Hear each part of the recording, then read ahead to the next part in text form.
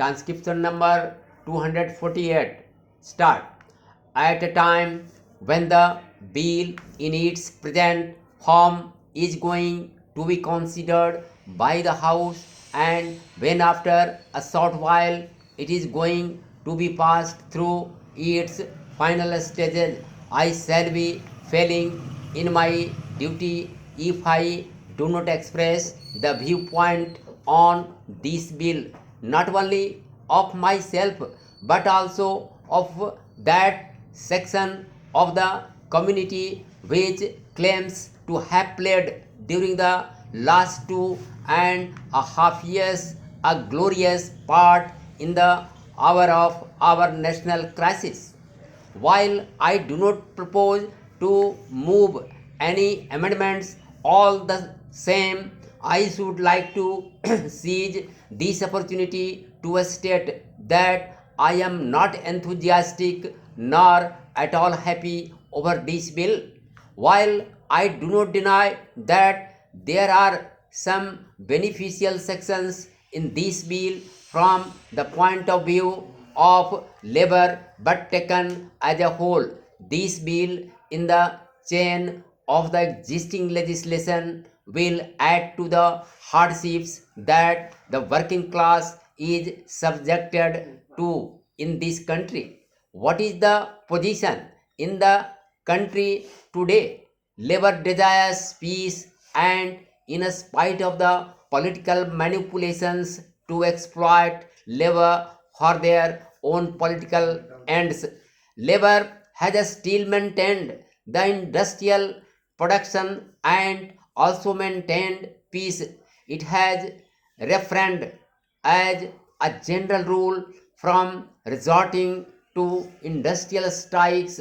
During the last 2.5 years, it has aspired to secure settlement of its legitimate grievances not by direct action but through peaceful methods of conciliation and failing that arbitration. But what is the position today?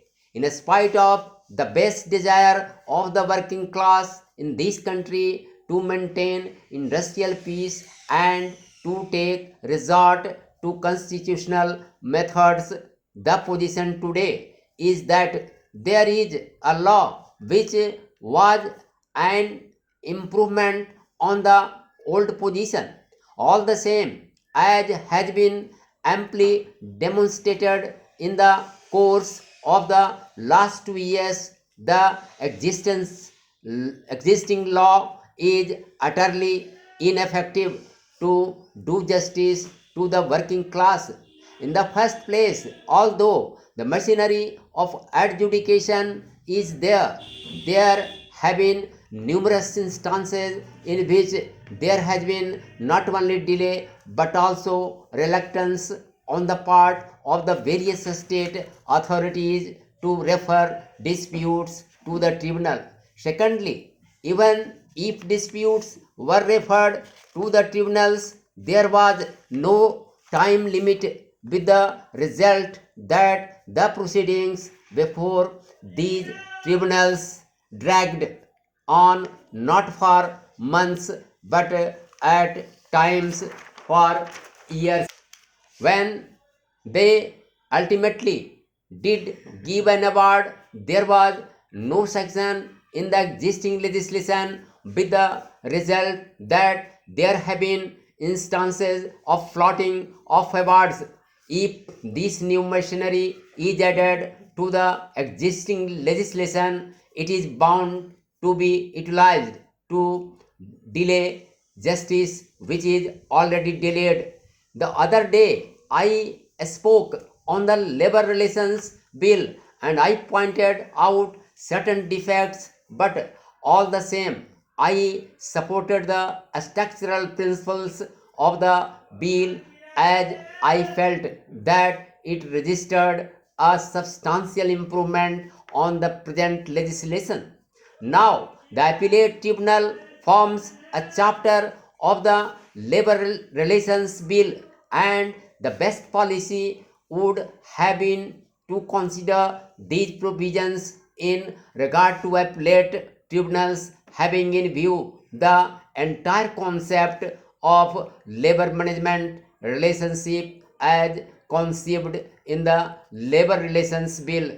It will then be possible to judge in the first place whether appellate tribunals are necessary, and if so, to what extent it is desirable to give them powers, and to what extent to have their scope broadened or narrowed down.